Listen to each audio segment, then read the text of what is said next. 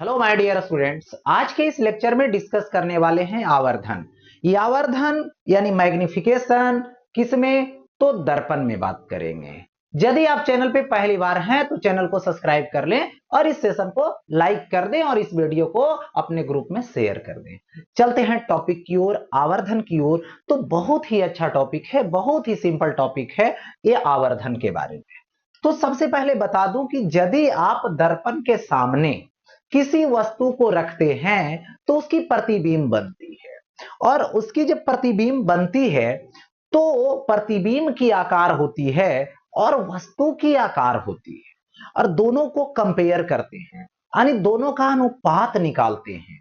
उसी अनुपात को यहां पर आवर्धन बोला जाता है। किसमें, तो दर्पण में, या फिर लेंस में जाएंगे, लेंस में देखेंगे तो लेंस में भी यह सिचुएशन होगी। यानी प्रतिबिंब का आकार और वस्तु का आकार दोनों की जो अनुपात होगी उसी को आवर्धन हम लोग बोलेंगे। यानी प्रतिबिंब का आकार और वस्तु के आकार के अनुपात को आवर्धन कहते हैं। यानी देखिए यहां पर आवर्धन क्या है, तो यहां पर आवर्धन है। आवर्धन क्या है, तो एक प्रकार का अनुपात है। किसका अनुपात है, तो बोलेंगे प्रतिबिंब। प्रतिबिंब का आकार लेंगे और बाई क्या लेंगे, तो वस्तु का आकार लेंगे। वस्तु का आकार लेंगे, इसी का जो अनुपात आएगा इसी को आवर्धन बोला जाएगा।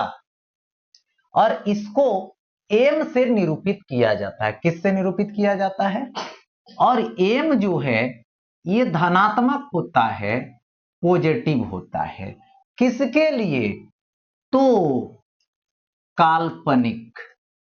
किसके लिए, काल्पनिक प्रतिबिंब।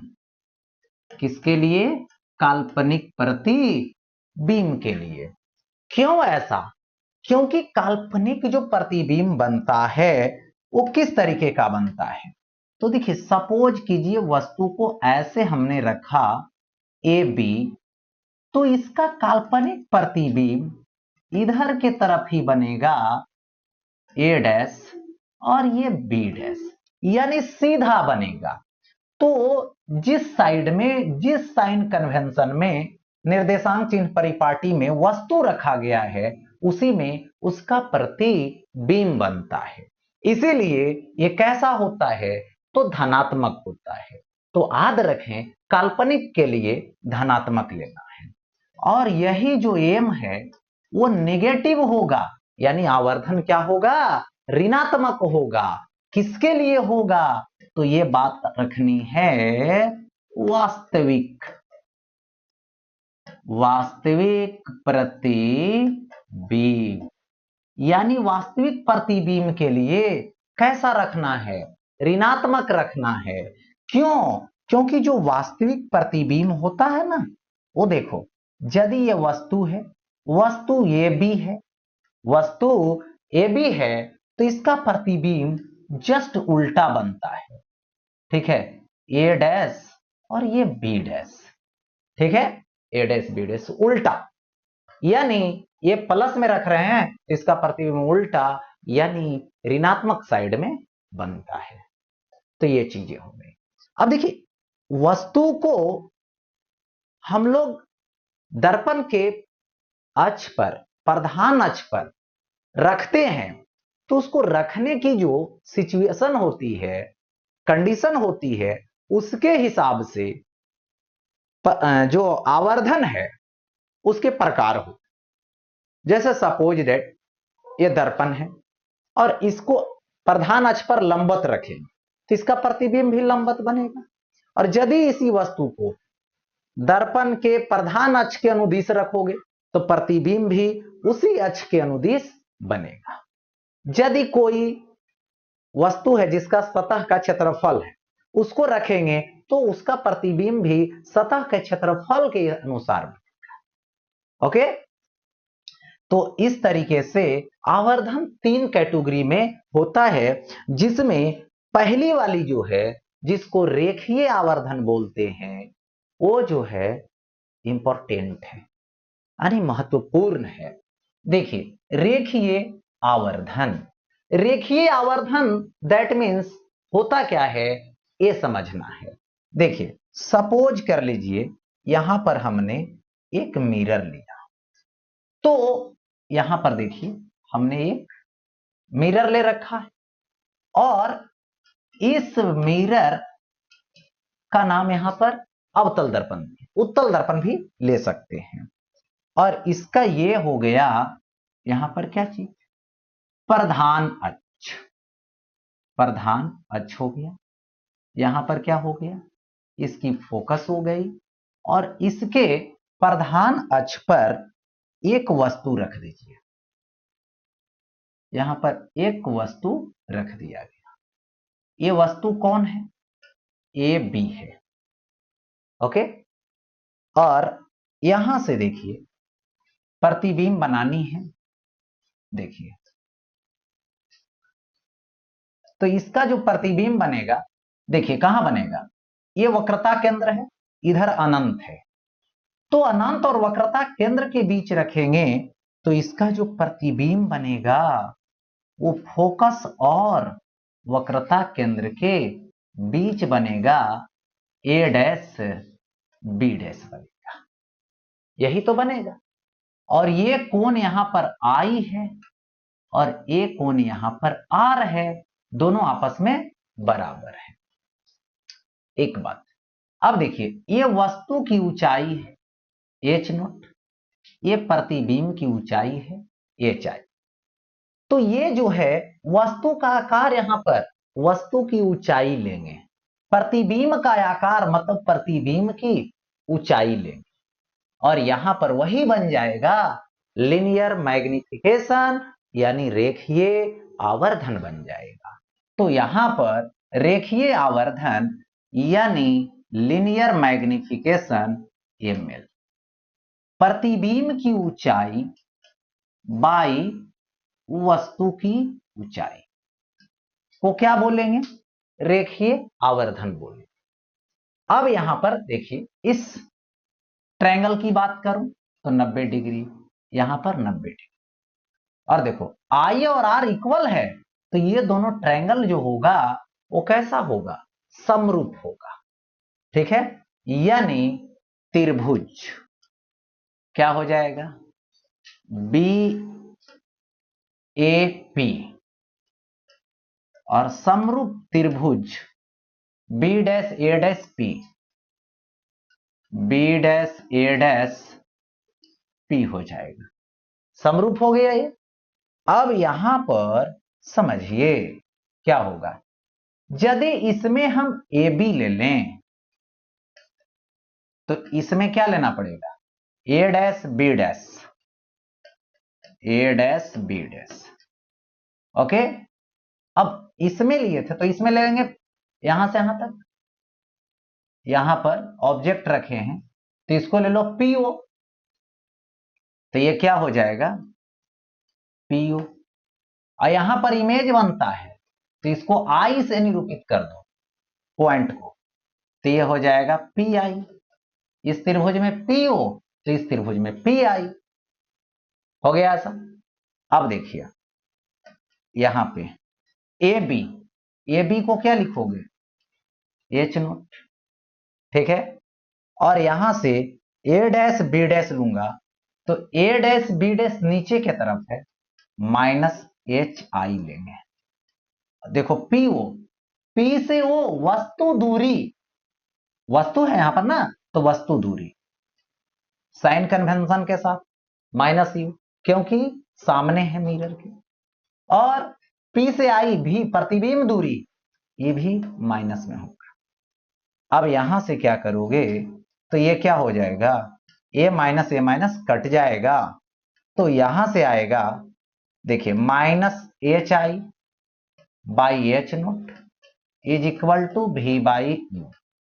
अब ऐसा करो माइनस इधर ले लाओ, तो H I by H naught is equal to minus V by U हो जाएगा। तो प्रतिबिंब की ऊंचाई बाई वस्तु की ऊंचाई, यही तो है रेखीय आवर्त। तो यहां से क्या हो जाएगा, इसको लिखेंगे यानी M L is equal to minus V by U हो जाएगा। ये हो गया, minus V by you they दिया। अब देखो यहां पर एक अलग फॉर्मूला आता है दर्पण सूत्र से। क्या होता है दर्पण सूत्र, 1/u प्लस 1/v और इज इक्वल टू 1/f बोला जाए। अब देखिए यहां पर सभी में u से गुना कर दीजिए, तो u/u plus u/v is equal to u/f। अब देखिए यहां से u कट जाएगा, ठीक है, तो यहां से बचेगा 1 plus u/v is equal to u/f होगा। हो गया ऐसा। अब यहां से ऐसा करता हूं 1/u प्लस में तो इधर माइनस में u/f इज इक्वल टू, ये माइनस ए प्लस में तो इधर माइनस में u/v। अब देखिए एफ एलसीएम ले लीजिए, एफ एलसीएम ले लिया मैंने, तो एफ माइनस यू होगा is equal to minus u/v हो जाएगा। तो यहां से f minus U minus v/u, minus v/u यही तो m होगा, m कैसा रेखीय के, तो f माइनस यू दे दीजिए, ये हो गया। ओके, ऐसा मैंने दे दिया। अब आगे बढ़ता हूं नेक्स्ट। अब आता है अनुदैर्ध्य आवर्त, जिसको लॉन्गिट्यूडनल बोलते हैं, या फिर इसका नाम है अक्षीय आवर्त, यानी जो एक्सिस के लॉन्ग रखेंगे, ठीक है। तो सपोज कीजिए यहां पर देखिए होता क्या है, ये हमारे पास दर्पण हुआ, ये हो गया दर्पण, और यहां पर इसकी जो हुई ये प्रधान अक्ष हुई, ठीक है, प्रधान अक्ष हुई, इसका यहां पर फोकस है, यहां पर वक्रता केंद्र है, ठीक है। और वस्तु को हमने ऐसे लाकर रखा, ऐसे लाकर रखा, ए बी, बड़ा सा वस्तु रखा, ठीक है। तो जब बड़ा सा वस्तु रखा तो यहां पर होता क्या है, सो देखिए इस छोर की जो दूरी है पहली वाली, इसको u1 बोलते, और इस छोर की जो दूरी है इसको क्या बोलिए, u2 बोलिए। दैट मीन्स बोला जाएगा कि ये जो है वस्तु, ओके, यहां पर वस्तु की जो अक्षीय लंबाई होगी, यानी वस्तु की जो अक्षीय लंबाई होगी, ठीक है, इसको रिप्रेजेंट कर दो एल नोट से, वस्तु की लंबाई अक्ष के अनुदिश, तो क्या आएगा, u2 माइनस u1 आएगा। ओके, मोड लगा दिए। अब देखिए इसका प्रतिबिंब जो बनेगा तो कहां बनेगा, इसका जो प्रतिबिंब बनता है वो वक्रता केंद्र के बाद बनेगा, जो नजदीक है वो दूर बनेगा, वो दूर बनेगा, तो ई हो जाएगा ये डैश, और जो दूर है पोल से वो नजदीक के तरफ बनेगा, ऐसे बने इस तरीके से। अब बोलिएगा ऐसा क्यों, क्योंकि जितना नजदीक जाओगे फोकस के उतना बड़ा प्रतिबिंब बनेगा, जितना फोकस से दूर जाओगे उतना छोटा प्रतिबिंब बनेगा, तो ऐसा बनेगा। तो ए जो है फोकस के नजदीक है तो उसका प्रतिबिंब उस भाग का बड़ा सा बने, और जो दूर है फोकस से उसका प्रतिबिंब छोटा बना। अच्छा, लेकिन इसकी जो लोकेशन हो जाएगी ये क्या हो जाएगी, V1 हो जाएगी, और इसकी जो लोकेशन होगी सेकेंड पार्ट वाले का ये तो V2 होगा। तो यहां पर प्रतिबिंब की जो लंबाई होगी वो क्या आएगी, ऐसे आएगी V1 माइनस V2। और इसी को मोड लगा के यदि हम V2 माइनस V1 लिख दें तो कोई फर्क नहीं पड़ेगा, क्योंकि माइनस में भी आ जाएगा ऐसे करने पे, तो मोड लगा दिए तो प्लस ही आएगा। तो इस स्थिति में आवर्धन जो होगा एक्सियल यानी MA वो क्या आएगा, तो ये आ जाएगा यहां पर देखिए प्रतिबिंब की अक्ष के अनुदिश लंबाई LI बाई वस्तु की लंबाई अक्ष के अनुदिश, दैट मीन्स MA LI जो आएगा V2 माइनस V1 आएगा बाई U2 माइनस U1 आएगा, और इसी का हम क्या करेंगे, मोड लगा देंगे। तो ये जो है मोड लग गया। ओके, ये हो गया क्या चीज के लिए, बड़ा सा वस्तु के लिए हो गया। बड़ा सा वस्तु रहेगा तो उसका अक्षीय लंबाई देगा, तो बोला जाएगा कि उसका प्रतिबिंब का अक्षीय लंबाई निकालिए, तो इस फार्मूला से निकाल सकते हैं। ठीक है, और V1 V2 कैसे निकाल सकते हैं, तो वस्तु दूरी फोकस दूरी को यूज करके, एक बार U1 और एक बार U2। चलिए, अब इसी में यदि यहां पर छोटा सा वस्तु रहे, ठीक है, यदि छोटा सा वस्तु रहेगा तो छोटा सा वस्तु रहेगा तो उसका कुछ अलग रोल है। देखिए कैसा है, सो देखिए छोटा सा वस्तु रहेगा तब देखिए ये यहां पर दर्पण हो गए, कौन सा दर्पण, तो यहां पर अवतल दर्पण हो गया, और इस दर्पण के इस प्रधान अक्ष पर देखिए ये है फोकस, ये है वक्रता केंद्र, इधर वक्रता केंद्र के पीछे।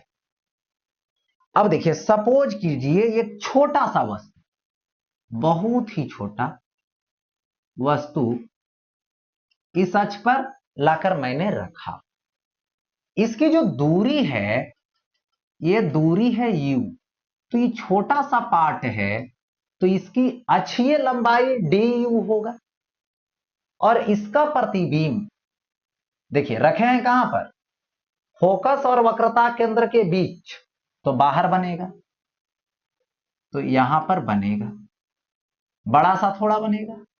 देखिए तो इसकी जो लोकेशन होगी ये लोकेशन तो होगी भी, और इसकी लंबाई कितना होगा, अक्षीय लंबाई DV होगा। ये हो गया DV हो गया। ओके, यहां पर DV हो चुका। अब देखो ये हो गया प्रतिबिंब की अक्षीय लंबाई। ओके, अब यहां पर बात आती है कि अक्षीय जो आवर्धन होगा प्रतिबिंब की अक्षीय लंबाई बाई वस्तु की अक्षीय लंबाई, तो इसको कैसे कन्वर्ट करते हैं सो देखिए, ये आएगा 1/u plus 1/v is equal to 1/f। हो गया सर, क्या इसको हम u पे पावर -1 प्लस v पे power -1 is equal to f पे पावर -1 लिख सकते हैं, लिख सकते हैं। अब क्या करूंगा, दोनों तरफ यहां पर du के रेस्पेक्ट में, u के रेस्पेक्ट में डिफरेंशिएट करूं, तो du to the power -1 by du plus dv to the power -1 by du is equal to 0, क्योंकि फोकस दूरी बदलेगा नहीं, यहां वस्तु दूरी बदलिए प्रतिबिंब दूरी बदलेगी, लेकिन फोकस दूरी इसकी क्या रहेगी, नियत रहेगी, इसलिए यहां पर क्या होगा, 0 होगा। अब यहां पर बात करेंगे -1 बाहर हो गया, u पे पावर एक पावर और -1 होगा तो इतना हो जाएगा, प्लस इसमें देखिए ये है v, तो dv to the power -1 by dv लिख दीजिए, और dv ऊपर और डी यू नीचे। ऐसा इसलिए क्योंकि ये भी है, तो जब भी डिफरेंशिएशन होगा तो भी के रेस्पेक्ट में होगा, अदरवाइज तो होगा नहीं। तो ये हो जाएगा माइनस यू पे पावर -2 और भी पे पावर -1 है, तो -1 मल्टीपल होगा, एक पावर माइनस होगा डिफरेंशिएशन का रूल से, और dv बाई du हो जाएगा ऐसा। देखो, तो यहां से अब क्या लिखोगे, ये है माइनस, उधर जाएगा प्लस, ठीक है, या नहीं तो इसको ऐसे लिख सकते हो -1 बाई यू स्क्वायर -1 बाई भी square into dv by du, ऐसा लिख देंगे। और यहां से क्या हो जाएगा, ये माइनस तो उधर जाएगा प्लस में, तो -1 बाई भी square dv by du is equal two plus में ये जाएगा तो 1 बाई यू स्क्वायर जाएगा। अब इसको लिखूंगा dv बाई du, ये माइनस उधर ले चले जाइए, भी स्क्वायर उधर जाएगा गुना में, तो भी स्क्वायर बाई यू स्क्वायर होगा। ये dv बाई du, तो dv क्या है, प्रतिबिंब की अक्षीय लंबाई, du क्या है, वस्तु की अक्षीय लंबाई। तो यहां पर क्या होगा, अक्षीय आवर्धन इज इक्वल टू माइनस, क्या इसी को हम ऐसे यदि लिख दूं -v बाई यू का होल स्क्वायर, तो स्क्वायर करने पर फिर तो वही बात आई, और ये क्या हो जाएगा, रेखीय आवर्धन का स्क्वायर, यानी अक्षीय आवर्धन इज इक्वल टू माइनस रेखीय आवर्धन यानी लीनियर मैग्निफिकेशन का स्क्वायर हो जाएगा। हो गया ये।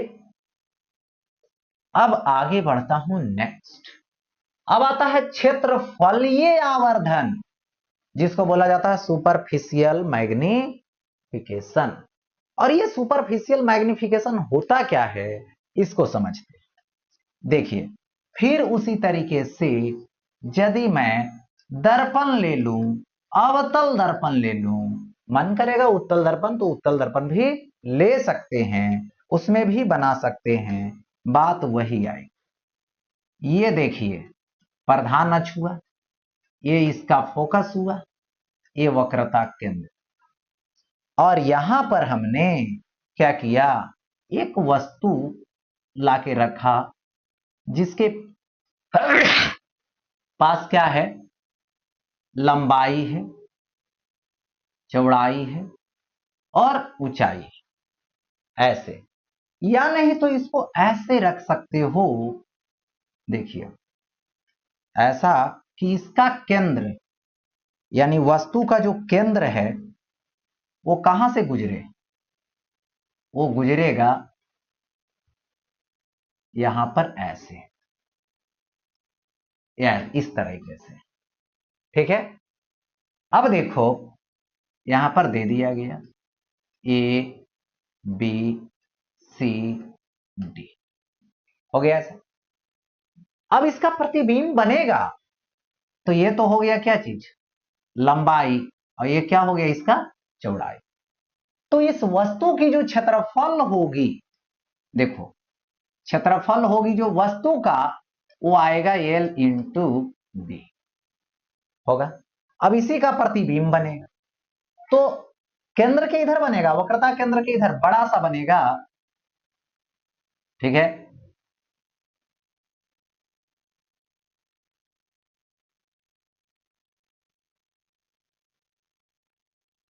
ऐसे देखिए, अब यहां पर उल्टा हो जाएगा, ठीक है, उल्टा हो जाएगा, इधर आ जाएगा क्या चीज, a dash b dash c dash और ये डी डैश।